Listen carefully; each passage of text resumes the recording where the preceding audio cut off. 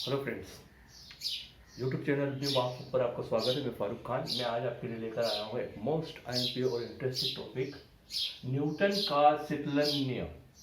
शीतलन मतलब किसी वस्तु का ठंडा होना।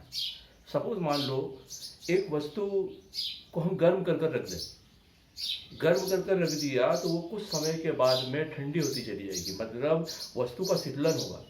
तो वस्तु का शीतलन किस प्रकार से होगा, वो किस नियम के अंतर्गत होगा, ये बताने के लिए न्यूटन ने एक नियम दिया जिसको कहते हैं न्यूटन का शीतलन नियम। अगर एक वस्तु गर्म कर कर रखी हुई हो और जो बाह्य वातावरण का ताप है, बाह्य वातावरण के ताप और वस्तु के ताप में अगर अंतर अधिक नहीं है तो न्यूटन ने एक नियम दिया। देखिए, नियम को समझने से पहले हम ऐसा मान लेते हैं कि माना एक वस्तु है जिसका प्रारंभिक ताप θ1 डिग्री सेल्सियस है, θ1 डिग्री सेल्सियस है, और अगर हम वस्तु को रख देंगे तो कुछ समय के बाद अर्थात t समय के बाद वस्तु का जो अंतिम ताप है वो θ2 डिग्री सेल्सियस हो जाता है।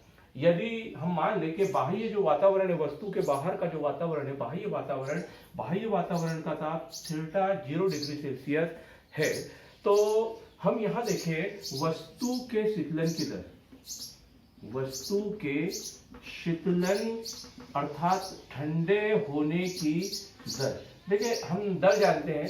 दर ज्ञात करने के लिए θ1 माइनस θ2, क्योंकि यहाँ पर डेफिनेटली θ1 का मान θ2 से बड़ा होगा, मतलब वस्तु का पहले ताप अधिक होगा और ठंडे होने पर ताप कम हो जाएगा। तो यह है θ1 माइनस θ2, मतलब ताप का अंतर, दो ताप का अंतर है। अगर हम इसमें समय का भाग दे दें तो अब इसे पढ़ा जाएगा वस्तु के शीतलन की दर, वस्तु के ठंडा होने की दर। ठीक है, इसी प्रकार वस्तु का मध्यमान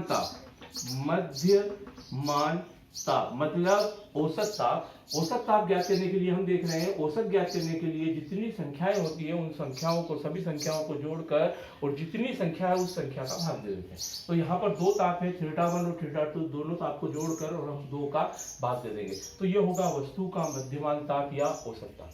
ठीक है, और बाह्य वातावरण का जो ताप है वो है θ0 डिग्री सेल्सियस। तो देखिए, न्यूटन ने अपने नियम में क्या कहा कि वस्तु के ताप और बाह्य वातावरण के ताप में अगर बहुत अधिक अंतर नहीं है तो वस्तु किस प्रकार से ठंडी होगी, किस नियम के अंतर्गत ठंडी होगी, ये बताने के लिए न्यूटन ने जो नियम दिया θ1 माइनस θ2 बटा t, यह है वस्तु के शीतलन की दर, वस्तु के शीतलन की दर, और θ1 प्लस θ2 बटा 2, यह है वस्तु का मध्यमान ताप, वस्तु का मध्यमान ताप, और θ0 डिग्री सेल्सियस, यह है वस्तु के बाहर का, बाह्य वातावरण का ताप। मतलब हम इस कंप्लीटली इसे कह सकते हैं वस्तु के मध्यमान ताप और बाह्य वातावरण के ताप का अंतर, वस्तु का मध्यमान ताप और बाह्य वातावरण के ताप का अंतर। ठीक है, तो ये जो θ1 माइनस θ2 है, ये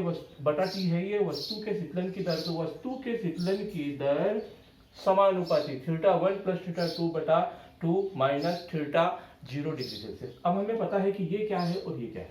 θ1 माइनस θ2 बटा t है वस्तु के शीतलन की दर, और θ1 प्लस θ2 बटा 2 माइनस θ0 ये है वस्तु के मध्यमान ताप और बाह्य वातावरण के ताप का अंतर। तो हम इससे इस नियम को कह सकते हैं कि यदि वस्तु के ताप और बाह्य वातावरण के ताप में अंतर अधिक नहीं है, वस्तु के ताप और बाह्य वातावरण के ताप में अंतर अधिक नहीं है, तो वस्तु के शीतलन की दर उस वस्तु के मध्यमान ताप और बाह्य वातावरण के ताप के अंतर के समानुपाती होती है। इसे न्यूटन का शीतलन नियम कहते हैं। ठीक है, ये हम इस प्रकार से मान लेंगे। तो हमने ये प्रूव किया कि θ1 माइनस θ2 बटा t समानुपाती θ1 प्लस θ2 अपॉन 2 माइनस θ0, मतलब वस्तु के शीतलन की दर वस्तु के मध्यमान ताप और बाह्य वातावरण के ताप के अंतर के समानुपाती होती है। इस समानुपाती के चिन्ह को हटाएंगे तो हम एक नियतांक लगाएंगे, θ1 माइनस θ2 अपॉन t बराबर नियतांक यहाँ पर होगा k, और इस तरफ θ1 प्लस θ2 बटा 2 वस्तु का मध्यमान ताप और माइनस बाह्य वातावरण का सकता।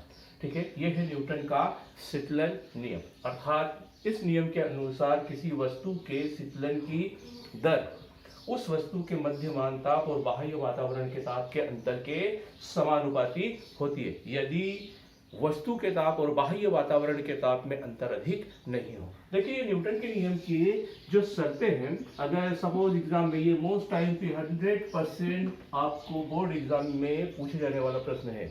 ठीक है, तो न्यूटन के शीतलन नियम की जो शर्तें हैं वो 3 हैं। सबसे पहली शर्त हम जो नियम में कह रहे हैं कि वस्तु और बाह्य वातावरण के ताप में जो अंतर है वो अंतर 30 डिग्री सेल्सियस से अधिक नहीं होना चाहिए। वस्तु के ताप और बाह्य वातावरण के ताप में अंतर 30 डिग्री सेल्सियस से अधिक नहीं होना चाहिए।